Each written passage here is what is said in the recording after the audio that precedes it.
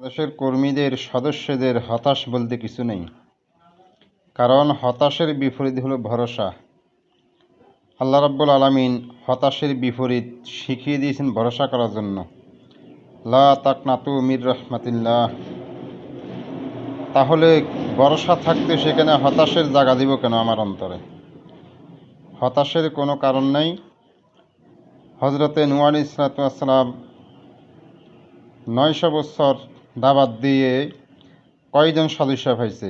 আপনি বলেন তো, আপনি আজকে ইসলামী আন্দোলন ক বছর করেন? ইসলামী ইসলামী আন্দোলনকে সংসদে নেওয়ার জন্য, ইসলামকে রাষ্ট্রে কায়েম করার জন্য আপনি কত বছর চেষ্টা করতেছেন? আপনি কি সেই নূহ আলাইহিস সালামের মতো কি সেই 900 বছর পর্যন্ত কি কাজ করতেছেন? উনি 950 বছর পর্যন্ত দাওয়াত দিয়ে মাত্র সদস্য হয়েছে কজন? 40 জন কিংবা 80 জন। হজরতে ঈসা আলাইহিস সালাম 40 বছর পর্যন্ত দাওয়াত দিয়েছে, আল্লাহ দিন কায়েম করার চেষ্টা করেছে, সদস্য কজন হয়েছে? ইখতিলাফ মতানৈক্য কথামত কাউল মতে পাই বিভিন্ন রকমের আছে, তার মধ্যে চূড়ান্ত যেটা মুখতালাফ ফি বাদ দিলে সেখানে হলো মাত্র 12 জন হাওয়ারি, অর্থাৎ ঈসা আলাইহিস সালামের সদস্য। এইভাবে হজরত ইব্রাহিম আলাইহিস সালামের একজন সদস্য নেই। কুখ্যাত নমরুদের সাথে বিভিন্ন মতানৈক্য করতে করতে ওনার একজন সদস্য হয় নাই। কিন্তু ওনারা কি হতাশ কিংবা ওনারা কি বিফল? এক একজন নবী শত শত বছর দাওয়াত দিয়েছে, সদস্য তৈরি করতে চেয়েছে, অনেক কষ্ট করেছে, কিন্তু তারা তো হতাশ হয় নাই। রাসূল পাক সাল্লাল্লাহু আলাইহি সাল্লাম আবু জেহেলকে কয়বার দাওয়াত দিয়েছে? বিভিন্ন মতানৈক্যের পরে বলা হয় 70 বার পর্যন্ত তাকে দাওয়াত দেওয়া হয়েছে। কোনো কাউল মতে দৈনিক আবু জেহেলকে 70 বার দাওয়াত দিতেন। কিন্তু আবু জেহেল সম্পর্কে তো স্বয়ং আয়াতে নাজিল হয়েছে, ইন্নাল্লাযীনা কাফারু সাওয়াউন আলাইহিম আনজারতাহুম আম লাম তুনযিরহুম লা ইউমিনুন। যার সম্পর্কে স্বয়ং আয়াত নাজিল হয়েছে, ঈমান আনবে না। কিন্তু সেই আবু জেহেলের কাছে কি রাসূল সাল্লাল্লাহু আলাইহি ওয়াসাল্লাম কি যায় নাই, চেষ্টা করে নাই? কি হতাশ হয়ে গেছেন? হন নাই। আপনি আর আমি ইসলামী আন্দোলনে আজকে সদস্য হয়েছি ক বছর হইতেছে?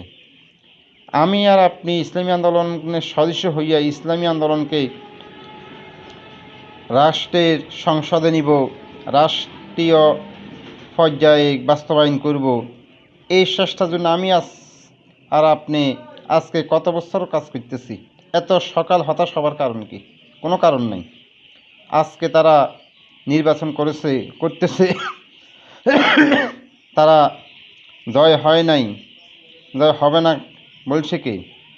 ইনশাল্লাহ ইসলামী আন্দোলন, আপনি সময় দেন, আপনি চেষ্টা করেন, আপনার চেষ্টা আপনি শেষ করেন, ফলাফল আল্লাহ দিবে, সফলতা আল্লাহ দিবে, বিজয় আল্লাহ দিবে।